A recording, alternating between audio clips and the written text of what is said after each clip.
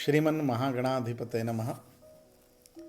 जगदवंद गोस्वामी जी रामचरितमानस में राम राज्य का वर्णन करते हुए लिखते हैं, देहिक देविक भौतिक तापा राम राज नहीं काबों व्यापा।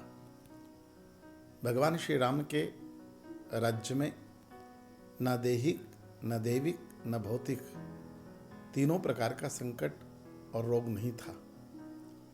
गोस्वामी जी वहाँ के नागरिकों के बारे में लिखते हैं, अल्प मृत्यु कवनों नहीं पीरा, सब सुंदर सब बिरुज शरीरा।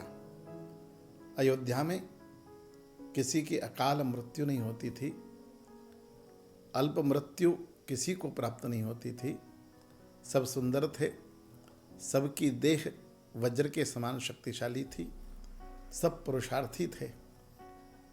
और इसलिए ऐसा हम मान सकते हैं कि राम राज्य में चिकित्सकों की आवश्यकता ही न थी, अयोध्या में वैद्य की आवश्यकता ही नहीं थी, और राम कथा में भी अयोध्या में कोई वैद्य हो ऐसा हमें सामान्यता दिखाई नहीं देता।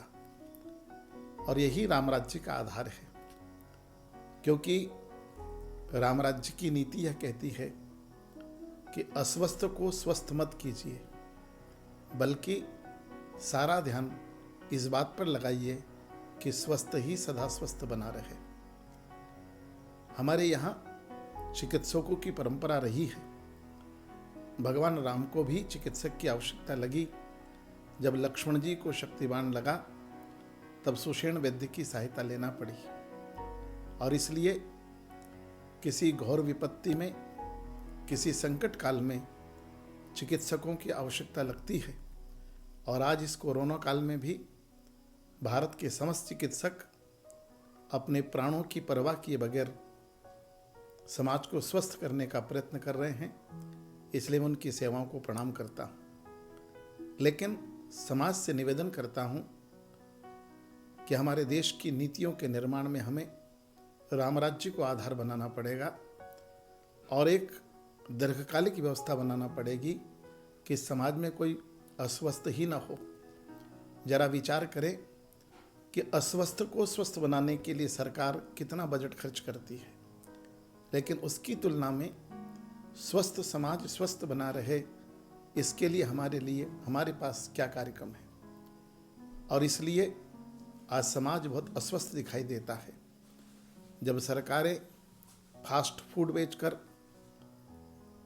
शराब पिलाकर देश चला रही है, अन्न उत्पादन के नाम पर रासायनिक उर्वरक बेचकर जब पूरी पृथ्वी को विषैला कर दिया गया है, ऐसे समय में हम स्वस्थ समाज की कल्पना कैसे कर सकते हैं। और इसलिए आज सरकारों को चाहिए कि वे अपने नागरिकों की आचार संहिता पर ध्यान दें, उनकी जीवनचर्या पर ध्यान दें, उनके खान पान पर ध्यान दें, और समाज में वो व्यवस्था करे कि व्यक्ति अस्वस्थ ही न हो, ताकि उसे स्वस्थ न करना पड़े।